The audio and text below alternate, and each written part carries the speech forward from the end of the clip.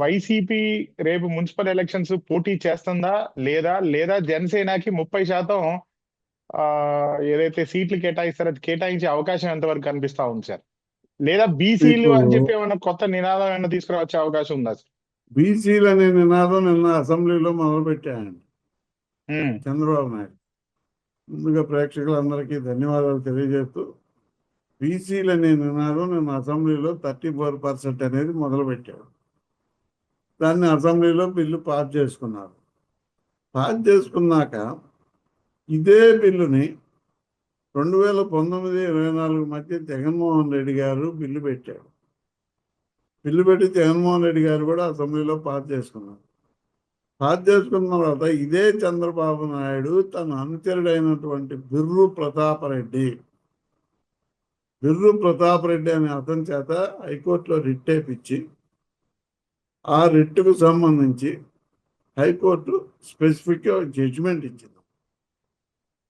రాజ్యాంగం ప్రకారం ceiling 50% ceiling ఉన్నటువంటి రిజర్వేషన్ని ఎంత మాత్రము ఉల్లంఘించకూడదు అనే జడ్జిమెంట్ ఇప్పించారు.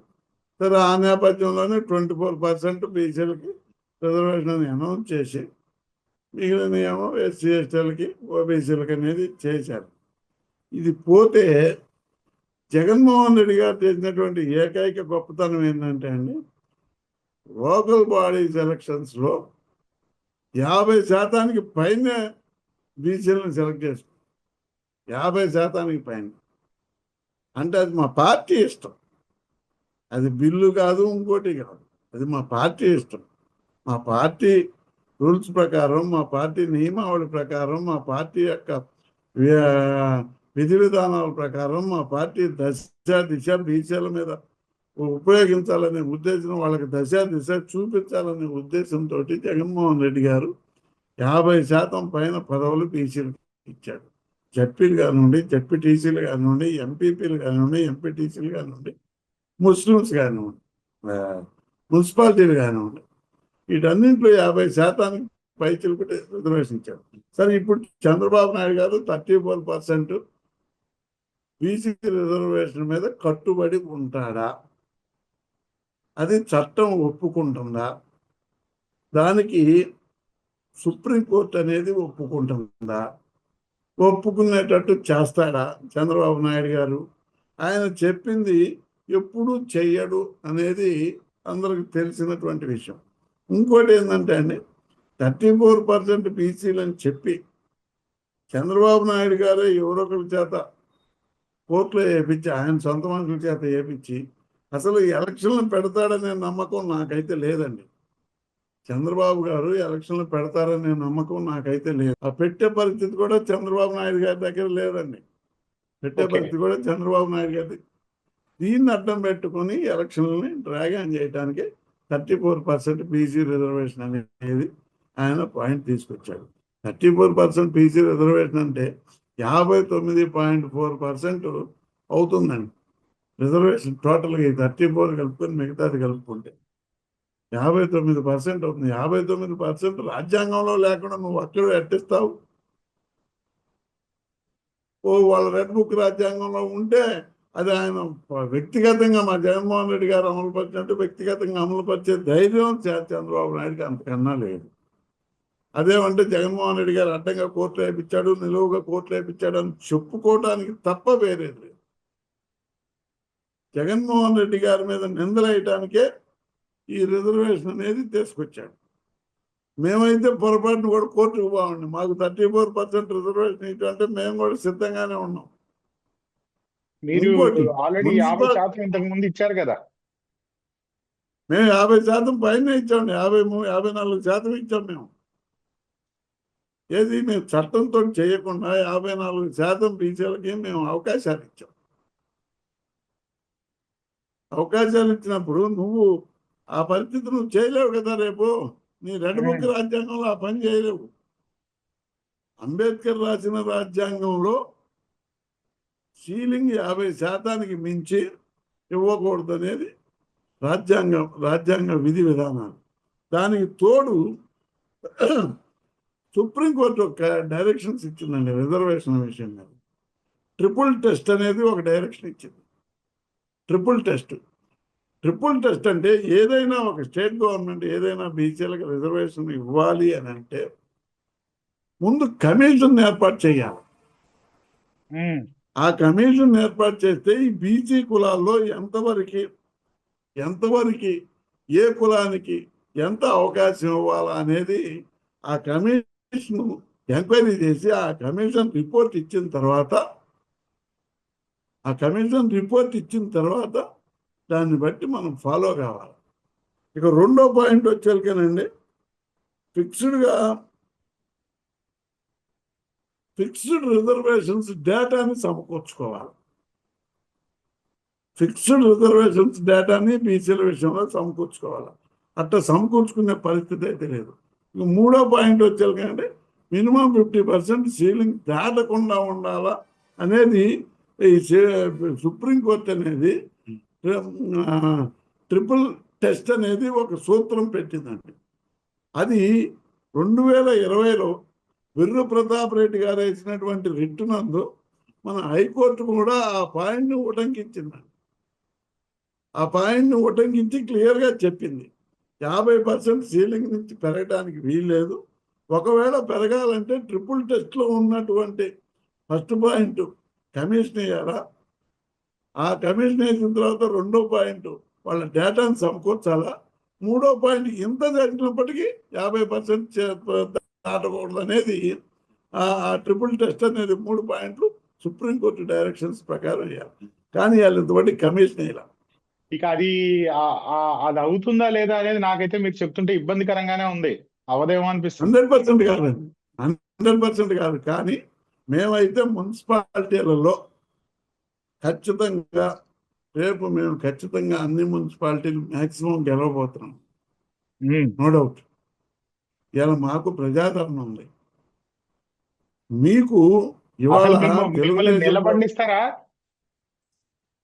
మమ్మల్ని నిలబడినడానికి నువ్వే పెట్టుకున్నావు కదండి గొయ్యి. డైరెక్ట్ ఎలక్షన్స్ అని నువ్వే గొయ్యితోవేవు కదా, నీ గొయ్యిలో నువ్వే పడతావు. ఇది డైరెక్ట్ ఎలక్షన్ అండి. మా సత్తెనపల్లి మున్సిపాలిటీలో 46,000 ఓట్లు ఉన్నారు. 46,000 మంది ఓట్లలో 80% వేసిన దాదాపు 38 నుంచి 40,000 ఓట్లు పోలింగ్ చేయాలి. 40,000 మంది నువ్వు పోలింగ్లతో ఆపలేవుగా. అంటే నేను అనేది అసలు ఫస్ట్ వైసీపీని నామినేషన్ ఏనిస్తారా అని. అసలు నువ్వెవరు అండి ఏమిటానికి?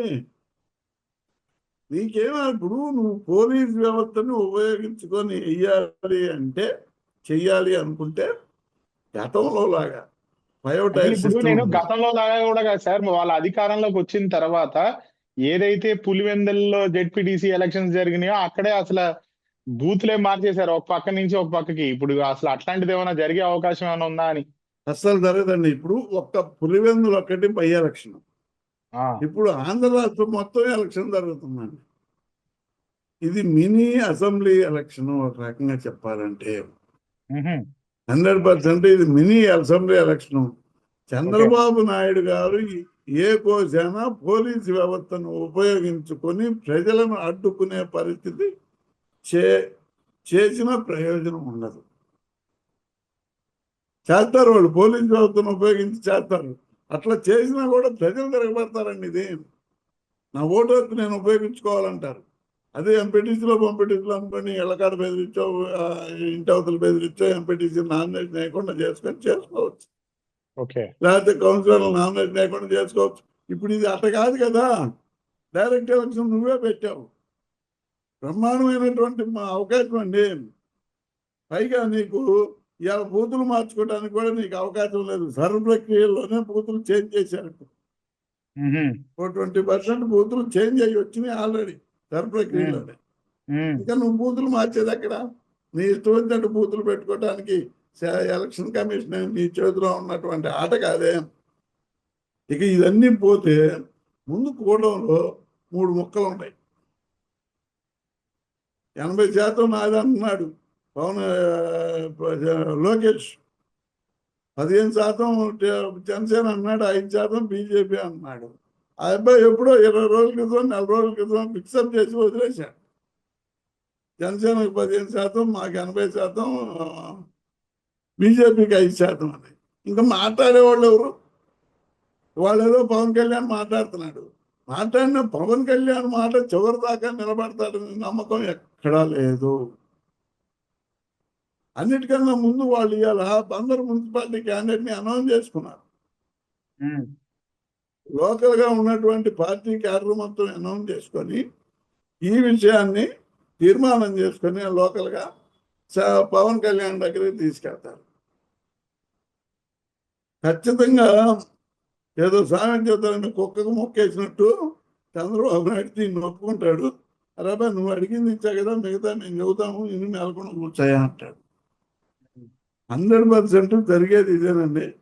రేపు రాబోయే మున్సిపల్ ఎలక్షన్లు కానీ జిల్లా పరిషత్ ఎలక్షన్స్ కానీ 10 to 15% కన్నా ఎక్కువ తీసుకుంటే ఖచ్చితంగా వాళ్ళకి తల వంచి నేను దేనికైనా సిద్ధపడతాను. అంతకన్నా లేదు, సినిమా లేదు. అదేమంటే పవన్ కళ్యాణ్ ఏమంటాడో తెలుసా? ఒరే జనసేనకి జనం ఉండారేమో కానీ డబ్బులు పెట్టుకున్నాడు ఎవడు అని అంటారు. నేను పెట్టుకోవడానికి నా దగ్గర లేవు అని అంటాడు. నా బుధం ఆపరేషన్కి నేను అప్పడుకున్నాను, నా దగ్గర లేవు అని అంటాడు. ఆ పరిస్థితిలో ఉంది. కాకపోతే ఇప్పుడు కార్యకర్తల్ని కొద్ది గొప్ప ఎలక్ట్ చేయడానికి అసెంబ్లీ ఎలక్షన్లో మనం త్యాగాలు చేశాం, ఇప్పుడు త్యాగాలు చేయలేకపోతున్నాం అంటాడు. రేపేమంటాడు?